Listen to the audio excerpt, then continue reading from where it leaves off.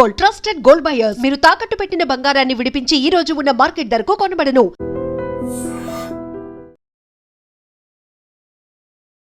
నమస్కారం, welcome to IT. నేను మీ సంగీత. కర్ణాటకలోని విజయపూర్ జిల్లాలో ఒక దారుణమైన సంఘటన. అసలు అది నేను ఎలా చెప్పాలో కూడా అర్థం కావట్లేదు. బట్ మనం ఒకసారి తెలుసుకునే ప్రయత్నం చేద్దాము.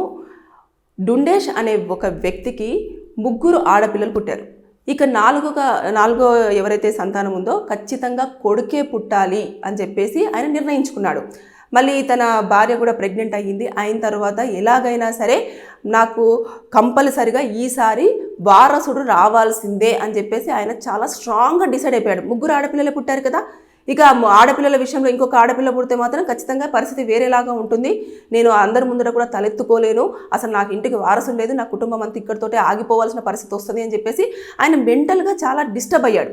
అయిన తర్వాత ఏం చేశాడు, హాస్పిటల్స్ అందరి దగ్గరికి వెళ్ళేసి అసలు నాకు కొడుకు పుడుతున్నాడా కూతురు పుడుతున్నాడా అని చెప్పేసి చెక్ చేసి చెప్పండి అంటే ఏ డాక్టర్ కూడా అతనికి సహకరించలేదు. ఇక ఏం చేశాడు అంటే ఎలాగైనా సరే నేను మంత్రగారి దగ్గరికి వెళ్తే నాకు న్యాయం జరుగుతుంది అని చెప్పేసి అక్కడ అతనికి తెలిసిన ఒక మాంత్రికుడి దగ్గరికి వెళ్ళడం జరిగింది.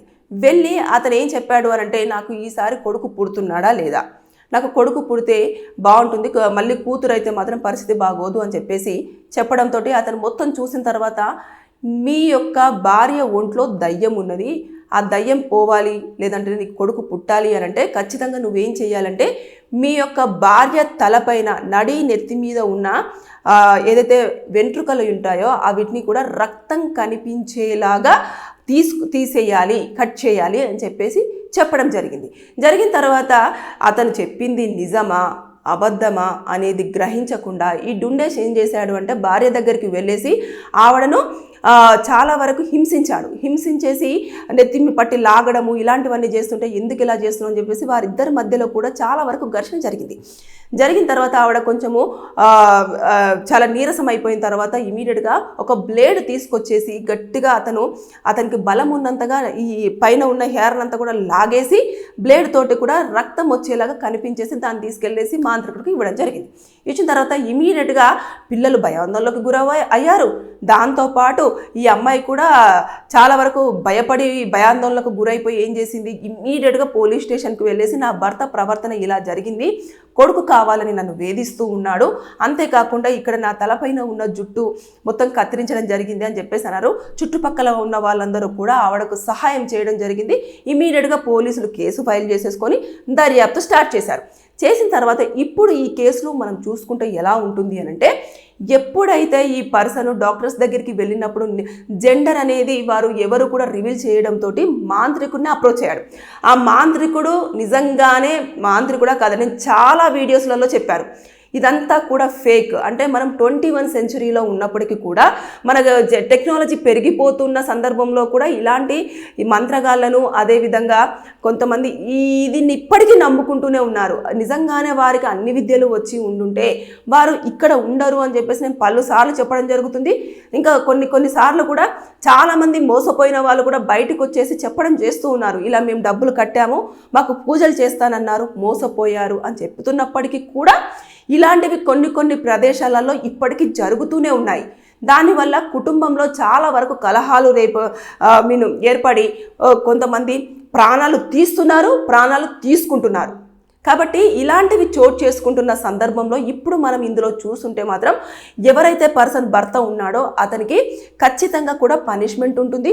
మినిమం ఒక 3 ఇయర్స్ వరకు కూడా జైలు శిక్ష ఉంటుంది. దాంతోపాటు ఆ మాంత్రికుడు ఎవరైతే ఉన్నారో ఇలా ఎంతమందికి ఫేక్గా ఇన్ఫర్మేషన్ ఇస్తూ నాకు ఇలాంటి విద్యలు వచ్చు, నాకు ఇలాంటి శక్తి ఉంది అని చెప్పేసి ఇదివరకు గతంలో ఏమైనా చేశాడా ఇవన్నీ కూడా ఎంక్వైరీ చేసి అతన్ని కూడా అదుపులోకి తీసుకొని మొత్తం పూర్తిగా విచారించిన తర్వాత తనపైన కూడా కేసులు ఫైల్ చేసి కోర్టుకు పంపించడం జరుగుతుంది. కోర్టు నుంచి శిక్ష ఖరారైన తర్వాత జైలుకు పంపిస్తారు. ఇతను కూడా దాదాపుగా ఒక 5 సంవత్సరాల వరకు కూడా జైలు శిక్ష విధించే అవకాశాలు ఉంటాయి. అతను చేసిన దాన్ని బట్టేసి ఇంకా ఏమైనా మొత్తం ఇంట్రాగేషన్లో ఏమైనా జరిగినా లేకపోతే ఏమైనా ప్రాణాలు తీసినట్టుగా కానీ తెలిసినా, లేదు అంటే ఏమైనా బళ్ళు ఇలాంటి మధ్యకాలంలో ఇస్తున్నారు కదా అలాంటివైనా, లేదంటే ఎమోషనల్గా క్యాష్ చేసి వాళ్ళందరినీ కూడా ఇంకొక వేలోకి దింపినా లేదంటే ఎవరైనా మహిళను వాడుకున్నా ఇలాంటివన్నీ కూడా ఇప్పుడు పూర్తి స్థాయిలో అతని దగ్గరికి వచ్చిన ప్రతి ఒక్క ఎవరైతే భక్తులు ఉంటారో భక్తుల రూపంలో వస్తూ ఉంటారు కదా, న్యాయంగా అంటే మాకు ఇలా జరుగుతుంది, ఇలా జరగాలి అని చెప్పేసి ఆయన వేడుకుంటూ వచ్చే వాళ్ళందరి కాళ్ళు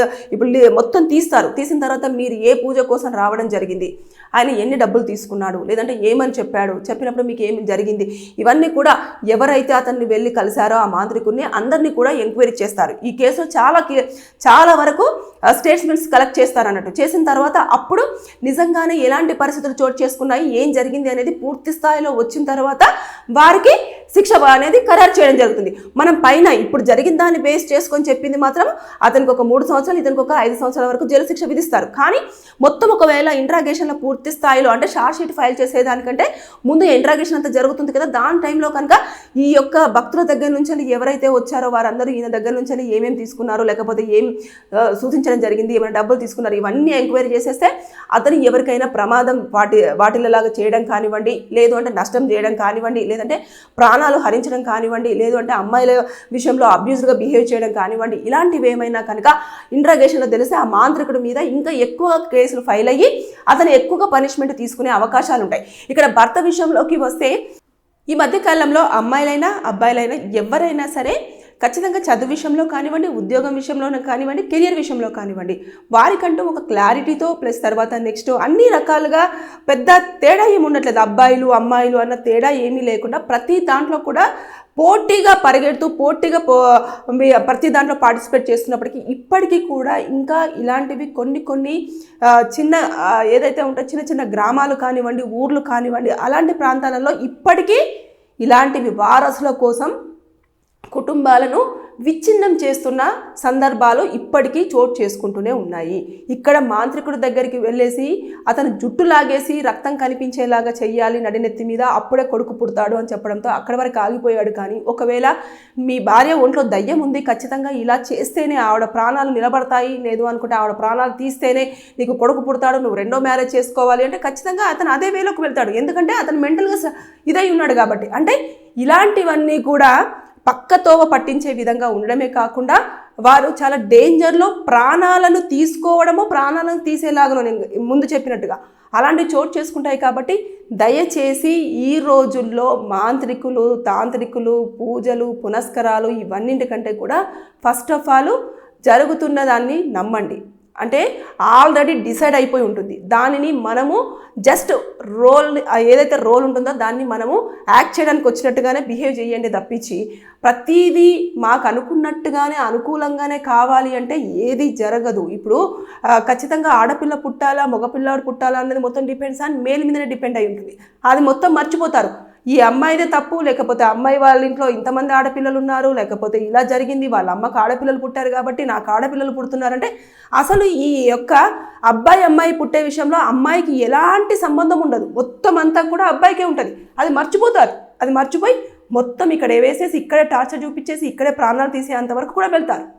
దాంతోపాటు ఇలాంటి వాళ్ళు సగం నాలెడ్జ్ ఉన్న మాంత్రికులు, తాంత్రికులు లాంటి వాళ్ళు ఉన్నారు కదా, అలాంటి వాళ్ళు ఏం చేస్తారంటే ఇంకా వారికి ఉన్న డౌట్ని ఇంకా రెట్టింపు చేసేసి వారిపైన ఇంకా కక్ష పెంచుకొని ఇంకా ఏదో చేసేలాగా, లేదు అంటే పిల్లల విషయంలో ఈ యొక్క పిల్లను లేదంటే ఆ పిల్లను బలిస్తే మీకు న్యాయం జరుగుతుంది, లేదంటే మీకు ఇలా కొడుకు పుడతాడు, అసలు ఇక్కడ కొడుకు రావాల్సింది అమ్మాయి వచ్చింది. చాలా వరకు చాలా కేసులు నమ్మి మోసపోతున్న వాళ్ళు బ్లాక్ మ్యాజిక్స్ లేవు, అసలు ఏమీ లేవండి. మిమ్మల్ని మీరు నమ్ముకోండి, జరిగేదాన్ని యాక్సెప్ట్ చేయండి. అప్పుడే మీ యొక్క జీవితాలు, కుటుంబాలు కూడా హ్యాపీగా ఉండే అవకాశాలు ఉంటాయి తప్ప లేకపోతే ఇలాంటి కేసులలో ఇన్వాల్వ్ అయ్యి కోర్టులకు వెళ్ళి అనవసరంగా జైల్లో కూర్చోవలసిన పరిస్థితులు చోటు చేసుకుంటాయి. దాంతోపాటు మీరు సంవత్సరాల పాటు జైల్లోనే ఉండాలి. బయటకు వచ్చిన తర్వాత అనవసరంగా మీరు ఒక నిందితుడిగా అందరూ వేలెత్తి చూపించడం తప్పించి ఇంకా ఏం ఉండదు. కాబట్టి ఇలాంటివి కూడా చోటు చేసుకుంటాయి. కాబట్టి దయచేసి నీ వీడియోలో మరీ చెప్తున్నాను, గతంలో కూడా నేను చాలా వీడియోస్లో చెప్పడం జరిగింది, ఇలాంటి వాళ్ళు లేరు. మాంత్రికులు, తాంత్రికులు వశీకరణ చేస్తా అన్నవాది అదంతా కూడా ట్రాష్, నిజం కాదు. దయచేసి ఎవరు నమ్మి డబ్బుల పరంగా కానివ్వండి, శారీరకంగా కానివ్వండి, మానసికంగా కానివ్వండి నష్టపోకుండా ఉండే అవకాశాలు చోటు చేసుకునేలాగా చూసుకోండి. అంతేకాని మీరు అయ్యో చేస్తున్నారు అని చెప్పేసి యాడ్స్ అంటే ప్రకటనలు వస్తూ ఉంటాయి, ఇలా గురువు గారు ఇలా చేశారు, ఇలా మాకు జరిగింది, ఇలా మాకు ఒకటి మంచి జరిగింది కాబట్టి మీకు కూడా జరుగుతుందని పంపిస్తే అది ఎంతవరకు కరెక్ట్, ఎంతవరకు రాగు, వాళ్ళకి ఏం జరిగిందో ఏమైందో మనకు సంబంధం లేదు కదా. అది వాళ్ళకి జరగాలని ఉంది కావచ్చు, జరిగింది. అది అతని దగ్గరికి వెళ్తేనే జరిగిందని చెప్పేసి వాళ్ళు స్ట్రాంగ్గా బిలీవ్ చేశారు కాబట్టి అలా జరుగుతుంది. కాబట్టి దయచేసి అందరూ కూడా ఫేక్గా ఉన్నారు, ఇలాంటివి చోటు చేసుకుంటున్నాయి. అలర్ట్గా ఉండండి, ఎవరిని నమ్మొద్దు. డాక్టర్ నమ్ముకోండి, మీ హెల్త్ పరంగా కానివ్వండి, మీ దాని పరంగా కానివ్వండి. వంశం కోసం కొడుకు కావాలి అనుకుంటే మీరు వెయిట్ చేయండి, లేదు అనుకుంటే చూసుకోండి. అంతే తప్పించి పిల్లలు ఎవరైనా సరే, అమ్మాయిలైనా అబ్బాయిలైనా ఇద్దరు సమానం కాబట్టి ప్లీజ్ దయచేసి అబ్బాయిలు పుడితేనే వారసత్వం ఉంటుంది, కుటుంబం నిలబడుతుంది అనేది ఒకప్పుడు మాట, ఇప్పుడు మాట అయితే కాదు. అలర్ట్గా ఉండండి. ఎవరిని మాత్రం బాబాలను, స్వామీజులను, వశీకరణ చేసే వాళ్ళను, మాంత్రికులను, తాంత్రికులను నమ్మొద్దని నేను మరీ చెప్తున్నాను. Thank you.